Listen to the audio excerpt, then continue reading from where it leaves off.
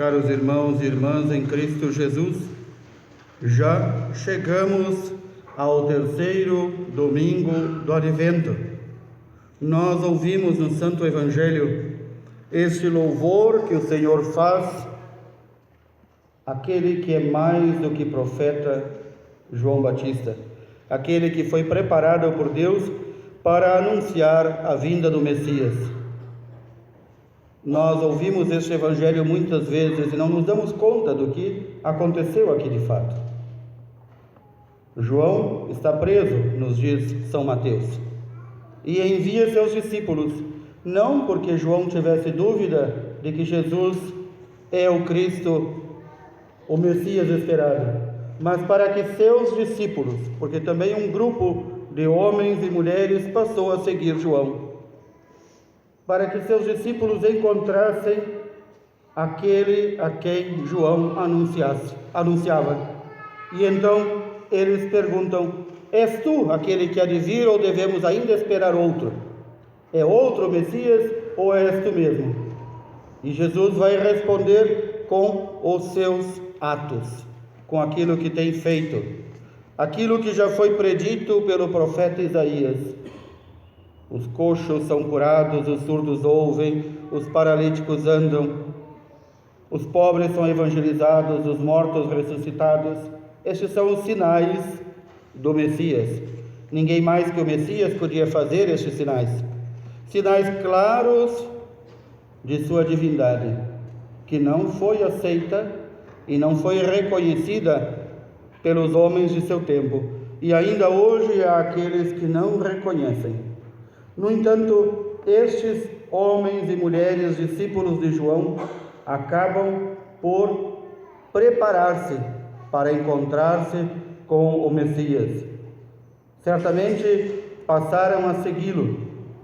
E então Jesus vai dizer a eles: é feliz aquele que não se escandaliza por causa de mim. Olhando Jesus Cristo como homem, caminhando na terra, sofrendo, vivendo da mesma forma que seus discípulos, comendo, em nada se podia distingui-lo daquele que eles esperavam. Ninguém pense que quando Jesus andava uma aura brilhante ao redor. Não havia nenhuma luz, nenhum pisca-pisca como hoje em dia, infelizmente, tantas casas querem celebrar a vinda do Messias com tanto pisca-pisca e tanta luz. Não havia nada disso ao redor de Jesus. Aos olhos humanos era um simples homem. No entanto, mais do que um homem na medida em que fazia as obras de Deus. É pelas obras que se pode perceber, diz o Senhor, a minha divindade. Também hoje, o cristão é reconhecido por suas obras. Há muitas correntes heréticas, muitas seitas fundadas por homens que dizem seguir Jesus Cristo, e todas elas são unânimes em atacar a igreja fundada por Jesus. E dizem: as obras não ajudam em nada. Isso é coisa da Igreja Católica. Não, é da Palavra de Deus mesmo. A Palavra de Deus diz que no final de nossa vida vamos ser julgados por nossas obras, pela fé que tivemos e pelas obras que praticamos. Fé sem obras é morta, de São Paulo. Pode muito bem dizer: eu tenho fé. Mostra-me a tua fé. Mostra-me a tua fé em obras. Fé sem obras é morta. Durante muito tempo, o povo de Deus esperou o Messias. Nem todos, como ainda nos dias de hoje, nem todos esperam o Messias. O mais importante deste período de 4 semanas, e já estamos entrando na terceira, é saber preparar-se para a vinda do Senhor. Ainda ontem aqui na paróquia, às 21 horas, nós celebramos a missa Rorate Caeli, a missa de Nossa Senhora do tempo do Advento, pedindo com o profeta Isaías que as nuvens façam chover o justo, o Rei da Justiça, que é Jesus Cristo. Aquela belíssima missa, uma das mais belas missas da igreja, toda no escuro, apenas o altar totalmente iluminado por velas. Esta missa muito, muito antiga quer nos recordar que é no silêncio que esperamos o Senhor. Não é no alarido das festas chamadas natalinas. É no silêncio, é no recolhimento. Por isso a Igreja, durante todo este período da Quaresma, do Advento, esses momentos fortes,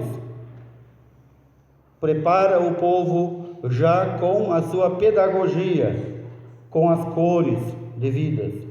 Tanto na Quaresma quanto no Advento, usamos o roxo, sinal de penitência, de recolhimento, de entrar dentro de si mesmo e avaliar a sua vida cristã como vai. Apenas no dia de hoje, no terceiro domingo do Advento, a Igreja permite. Aqui nós vamos já sair do tom do roxo para o róseo, que também é da mesma tonalidade, para dizer: alegrai-vos do Senhor, porque Ele está próximo. E o Senhor está próximo de nós a cada dia. Como transcrevi no nosso informativo paroquial, aquele belo sermão de São Bernardo de Claraval, que dizia: Cristo veio a primeira vez como um pobre, um miserável, na manjedoura. Virá uma segunda vez no dia do nosso juízo, como Rei, como Senhor do céu e da terra, para nos julgar. Mas Cristo também tem muitas vindas intermediárias de São Bernardo de Claraval. Muitas vindas intermediárias. Significa que Ele nos vem muitas vezes em nossa vida. Vem por Sua palavra, vem pela Eucaristia, vem pelo encontro da comunidade que reza, todos com um só coração e uma só alma. Vem também no irmão pobre e sofrido que acolhemos e servimos. Vem naquele a quem nós dedicamos o nosso amor e a nossa caridade. Vem no nosso batismo com o Pai e o Espírito Santo habitar em nós. E vem e virá no dia em que tivermos que deixar este mundo. E por que recordo disso? Porque também o Advento é tempo de preparar-se. Muitos bradam nos dias de hoje, vendo tanto mal no mundo, dizendo: Jesus tem que voltar logo, o jeito que está não dá. Mas eu me pergunto, e eu estou preparado para a vinda de Jesus? Ou eu sou como os fariseus que dizem: aqueles homens não prestam, tomara que venha logo a justiça de Deus sobre eles. A justiça de Deus virá, irmãos e irmãs, sobre todos nós, ninguém escapará. Crente ou não crente, ateu ou religioso, a justiça de Deus virá igual. Creia tu que existe Deus ou não creia, Deus continua existindo e virá nos julgar.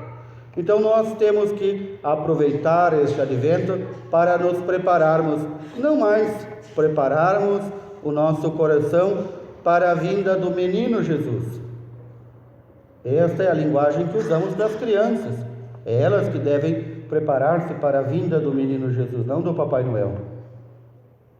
Também o nosso coração, se formos aquelas crianças que o Senhor nos recomenda que sejamos, também deve preparar-se para a vinda do menino Jesus. Mas nós sabemos que ele já não é mais menino, que ele é Rei e Senhor e Juiz. Juiz compassivo, clemente, mas justo. Por isso o Senhor poderá reinar entre nós quando nós começarmos a viver aquilo que Ele nos pediu. Buscar o seu reino, a justiça de seu reino, vivermos de modo justo entre nós. São Tiago vai escrever isso para as comunidades. Não percam tempo julgando e se queixando um dos outros. O juízo já está às portas. Nós sabemos que o Senhor diz que nós devemos usar da chamada correção fraterna. Se temos algo a dizer a alguém, vamos lá e dizemos a ele, mas não ficar se queixando do irmão aos outros. Se nós temos um sofrimento causado por nosso irmão, então nos diz São Tiago: tomem como modelo o sofrimento e a firmeza dos profetas. Os profetas não vieram em carruagem real pregar a palavra do Senhor. Eles vieram sabendo que seriam mortos, e mortos não pelos inimigos, mas mortos por aqueles que se diziam seguidores do Senhor.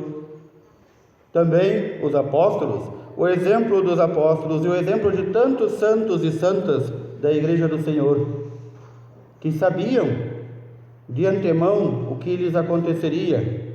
O Senhor já nos disse o que vai acontecer àqueles que querem segui-lo fielmente. Vós sereis perseguidos. Por isso, caríssimos irmãos e irmãs, fujam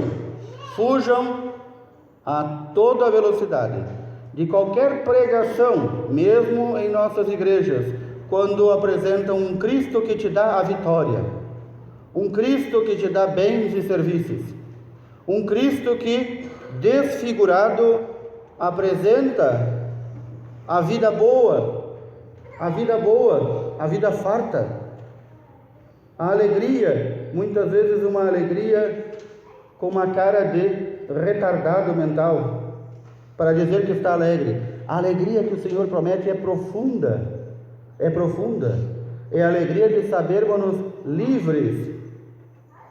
Para a liberdade o Senhor nos criou, para a liberdade o Senhor nos salvou, para sermos realmente cristãos, seguidores de nosso Senhor Jesus Cristo, como Ele nos pediu.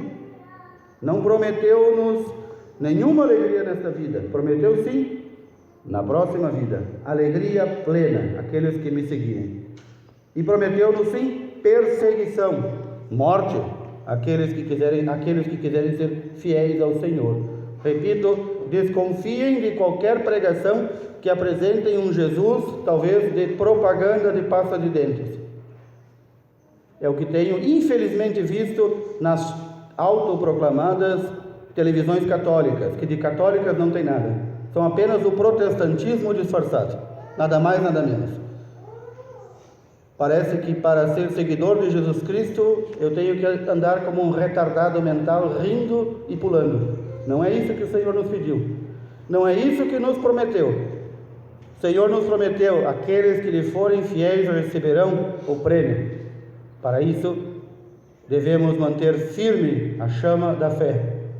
E manter firmes também as nossas obras.